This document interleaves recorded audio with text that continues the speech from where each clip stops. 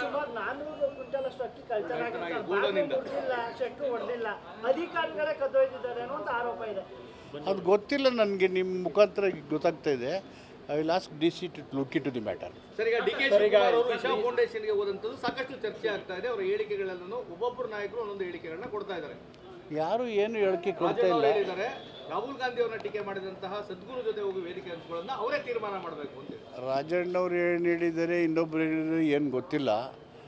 DK Shivakumar ನಮ್ಮ KPCC ಅಧ್ಯಕ್ಷರು ಮತ್ತು ಮುಖ್ಯಮಂತ್ರಿಗಳು ಅವರು ಹೋಗಿದ್ದಕ್ಕೆ ಸ್ಪಷ್ಟನೆ ಕೊಟ್ಟಿದ್ದಾರೆ. ಉಳಿದಿರೋದು ಹೇಳೋದಕ್ಕೆ ಅವರೇ ಸಮರ್ಥರು. ರಾಜ್ಯ ರಾಜಕಾರಣದಲ್ಲಿ ಕ್ಷಿಪ್ರ ಬೆಳವಣಿಗೆ ಆಗುತ್ತೆ ಅನ್ನೋ ಹೇಳಿಕೆಗಳನ್ನ ನೀಡ್ತಾ ಇದ್ದಾರೆ ಸರ್ ಬಿಜೆಪಿ ನಾಯಕರು.